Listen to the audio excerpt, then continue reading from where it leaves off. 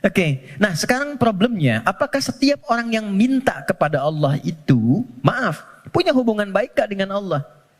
Karena sifat Allah itu gak mungkin diminta kecuali diberi. Gak mungkin dimohon kecuali dikabul.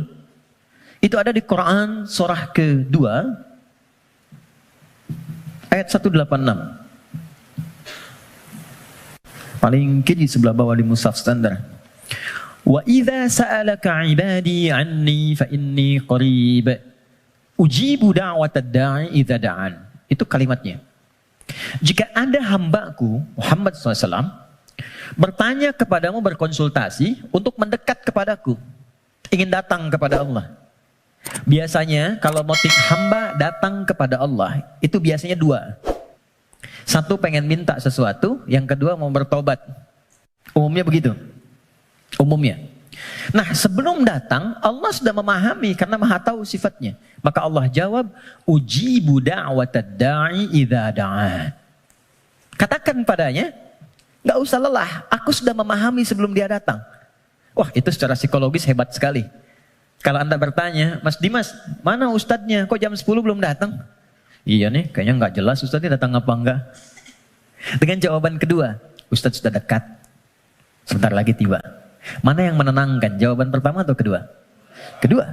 Maka Allah mengatakan, sebelum engkau tanya, katakan Muhammad pada mereka SAW, aku dekat. Setelah itu apa? Aku akan kabulkan apapun yang hambaku minta, sepanjang itu maslahat untuknya. Jadi setiap permohonan itu dikabul. Dan jawabannya menggunakan ya. Lalu kembali kepada saya jadi ujibu. Aku akan jawab kapanpun itu yang sesuai dengan kebutuhan dia. Ya, karena sifat doa itu gini, sifat doa itu mengabulkan apa yang dibutuhkan, bukan memberikan apa yang dimintakan. Karena Allah itu Maha Pengasih, nggak mungkin Allah ngasih kepada sesuatu yang membahayakan. Ya, kadang kalau memang betul itu maslahat buat Anda, minta, Anda butuh diberi seketika. Tapi kalau sekarang Anda belum siap, mungkin diberikannya 2 tahun, 3 tahun, 4 tahun. Nabi itu minta kiblatnya pindah dari Masjidil Aqsa ke Ka'bah. Kapan dikabulkannya? Setahun 8 bulan. Bayangkan seorang Nabi, Rasul, manusia terbaik, minta sama Allah, nggak langsung dikabul. Setahun 8 bulan baru dikabulkan. Kenapa? Bukan nabinya, umatnya belum siap. Ya, begitu pindah, dapat komen dari kalangan Yahudi yang ada pada saat itu di Madinah, langsung dislike, share, viral. Nggak ada yang subscribe satupun. Ya, yang ada nanti malah konflik. Jadi begitu sudah siap, sudah paham dengan esensi sholat, sudah mengenal Allah lebih dekat, baru dikabulkan. Kadang-kadang, maaf ya teman-teman, apa yang sekarang kita dapatkan, boleh jadi itu doa sekian bulan, atau bahkan tahun yang pernah dimohonkan dulu. Cuman kadang-kadang sebagian hamba tidak menyadari itu, karena itu syukurnya telat. Gitu. Ada yang ketiga, ini yang lebih dahsyat. Allah mengganti apa yang diinginkan dengan apa yang dibutuhkan. Seperti pernah saya sampaikan, Anda punya anak, anaknya sakit, konsultasi ke dokter, ini yang terbaik untuknya jeruk. Pulang dari rumah sakit, dia merengek minta apel. Mama, apel, apel, apel. Ini nak, jeruk. Nggak mau apel. Ini jeruk rasa apel. Itu yang terbaik, gitu kan? Oke, kadang-kadang Anda minta motor, dikasihnya mungkin sepeda. Kadang Anda minta mobil A, dikasihnya mobil B. Kadang Anda mengajukan proyek A, dikasihnya proyek B. Yang ini nggak masuk, yang ini dapat. Jadi sifat doa, itu kalau dimohonkan, diberikan. Kalau nggak cocok di dunia, diberikan di akhirat. Itu sudah janji. Karena itu kita masih ada iman akhirat, jadi masih punya harapan. Yang bahaya itu kalau nggak punya keyakinan tentang akhirat, dia nggak punya harapan. Jadi meninggal aja. Kalau kita masih punya harapan, makanya kita belajar ilmu tentang alam kubur, ilmu tentang akhirat, pengetahuan tentang surga neraka. Kenapa? Supaya memunculkan harapan. Ya, sebab kalau ditanya nanti, kalau meninggal kemana, punya jawaban. Kalau orang yang nggak tahu itu ditanya kemana, meninggal ya meninggal aja. Kalau meninggalnya kan sama-sama meninggal. Halo? Ya, baik. Nah sekarang problemnya adalah bisa ada orang minta tapi nggak terkabul gitu, nggak dapat. Apa problemnya? Maka saya kisahkan hadis Nabi. Teman-teman, thumma dzakara ar-rajula yutilu safara ash'atha aghbara. Nabi mengisahkan seorang lelaki yang menempuh perjalanan panjang. Safar. Sifat safar, ingat ya, sifat safar itu cepat mengabulkan doa. Jadi kalau teman-teman sedang safar, kalau dari segi jarak tuh di atas 82 km dari segi jarak. Tapi kalau dari waktu tempuh yang merubah zona waktu lah setidaknya. Ya, jadi kalau kita misalnya dari sini mau ke Palembang, Papua, Lampung, safar. Tapi ingat, safarnya menuju tempat yang baik. Ya, ini mau safar ke Makau, safar ke Las Vegas misalnya, itu bukan safar namanya. Memang jalan jauh tapi bukan dalam konteks yang dibenarkan. Nah, orang yang menempuh perjalanan jauh dalam rangka kebaikan, apalagi diniatkan ibadah, maka berpotensi mengabulkan doa di setiap titian perjalanannya. Maka alih-alih banyak foto dan bikin status, saran saya, isi dulu dengan doa. Isi dulu dengan doa.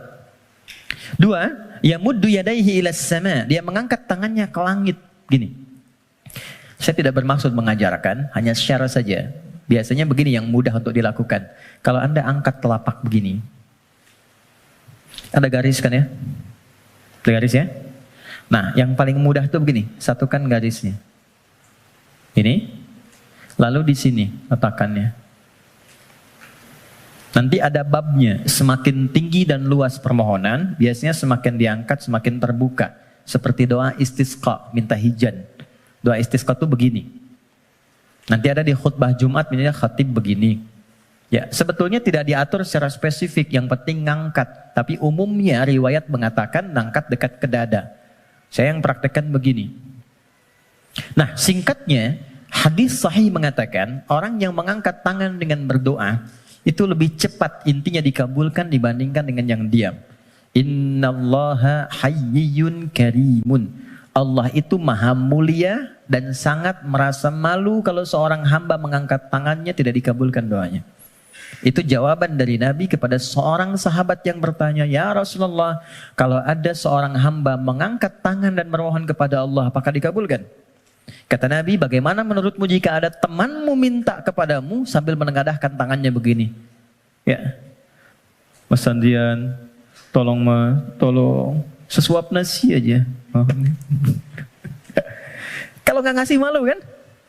Maka kata Nabi, Allah lebih malu karena sifat rahimnya, lebih malu kalau hambanya mengangkat tangannya lalu dia tidak memberinya. 2. 3, ini kunci cepat. Fayaqulu ya Rabb, ya Rabb. Lalu dia bermohon dengan al-asma'ul husna. Cara ketiga, kalau doa ingin cepat dikabulkan, mulai dengan al-asma'ul husna. Enggak perlu semuanya. Pilih satu nama yang sesuai dengan permohonan yang kita ajukan. Contoh, Allah punya berapa nama? Ya, yang dihitung 99. Itu yang disebut dengan Al-Asma'ul Husna. Quran surah ke-17 ayat 110. Ulidu'ullaha. Kalau engkau punya persoalan, kata Allah sebut namaku minta. Awid'ur Rahman. Sebut namaku sang pemberi tanpa batas. Maha kasih yang luas. Ayyamma tad'u. Tapi kalau engkau ingin spesifik, falahul asma'ul husna. Pilih satu nama yang sesuai dengan kebutuhanmu. Contoh, Anda minta untuk dilapangkan rizki. Sebut ya Allah, Allahnya dulu. Allah. Ya Razzaq. Ya Allah, ya Razzaq. Ya Allah sang pemberi rizki. Anda belajar atau anak Anda belajar, ingin diberikan keluasan ilmu. Ya Allah, ya Alim. Pilih salah satu. Nabi Zakaria ketika bermohon kepada Allah, manusia itu berkata, kamu punya keterbatasan, gak mungkin punya keturunan. Maka beliau menyebut nama Allah sang pemberi tanpa batas. Namanya Ya Wahhab. Disingkat dengan Hab. Ya, Wahhab. Banyak persoalan ingin dikuatkan kesabaran. Ya Sabar. Ya, jadi kalau Anda mau minta, gak harus semua disebut. Nanti yang gak ada, jadi ada. Ya Allah, ya Razak, ya Alim, ya Sabar. Tadinya gak punya masalah, Anda malah punya masalah gitu kan. Oke. Dia menyebut ketiganya. Jadi dia mengatakan ya Rabb, nama puncak untuk pemberian dengan sifat rububiyah. Dia safar dan orang ini mengangkat tangan. Apa kata Nabi? Anna yustajabu lidzalik. Ini susah doanya dijawab. Gimana bisa terjawab? Ternyata dia dalam keadaan sedang punya hubungan yang tidak baik dengan Allah. Kata Nabi, mat'amu haramun, makanan dia sumbernya dari yang haram. Mashrabu haramun, minumnya yang haram. Malbasu haramun, pakaiannya dari yang haram. Wa ghudhiya biharamin, dan perangkat hidupnya haram. Saya pegang gelas dari tadi, saya ingin tunjukkan begini. Ini gelas masih terbuka. Gini. Man. Saya bisa masukkan apapun. Spidol, pena, even itu air, dan yang lainnya. Tapi kalau mulai itu tersekat begini, apa yang bisa dimasukkan? Kalau sekatnya masih tipis, mungkin masih bisa ditembus. Sepanjang tajam permohonan, air mata keluar, bermohon dengan lembut dan lirih, masih bisa tembus. Tapi kalau yang menutupnya semakin tebal dan kuat, bagaimana bisa tembus? Maksiat yang membuat kita terhubung buruk, jelek sinyalnya, koneksinya bahkan terputus dengan Allah, itu yang menjadikan sekat-sekat yang menghambat cawan hati kita untuk menerima pengabulan doa dari Allah Subhanahu wa taala.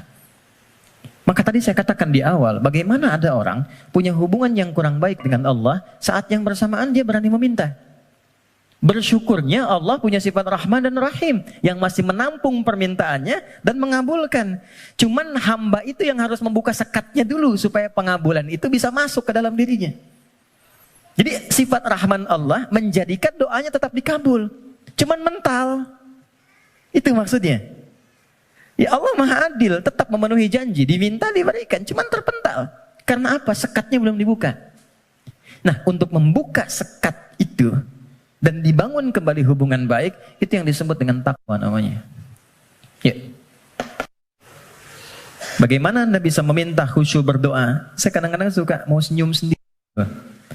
Ada orang berdoa, tapi gerah juga. Minta khusyuk, tapi dia membawa perangkat haram dalam dirinya. Gambar-gambar yang tak pantas, video-video koleksi yang buruk masuk di handphonenya. Kok bisa masuk sakunya saat yang bersamaan dia sholat? Kok bisa? Nggak malu sama Allah.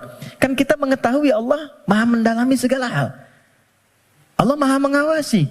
Lalu ada orang mengumpulkan hal yang haram, bahkan dalam handphonenya, dia masukkan ke sakunya, dan dia masih senang menunaikan sholat. Dan merasa nyaman dengan itu. Apalagi dengan keadaan sadar, dia hasilkan perangkat dirinya, pakaian dari cara yang tidak benar, kemudian juga perangkat dari cara yang tidak benar, kemudian dia diuji dengan persoalan yang Allah ingin bimbing dia untuk mendapatkan jalan keluar yang baik, tapi dia menggunakan itu dan dengan perasaan bangga dia bermohon kepada Allah. Tapi sekali lagi, karena Allah itu Rahman, sayang, kasih, maka persoalan sebesar apapun yang dirasakan dan bagaimana bentuknya, demi Allah saya katakan, pada akhirnya itu adalah jalan menuju kebahagiaan. Kalau bukan jalan kita menemukan kembali harapan cerah untuk terhubung dengan Allah yang membuka kebahagiaan sejati berikutnya, atau memang itulah titik pertemuan dari semua keinginan yang akan dikabulkan.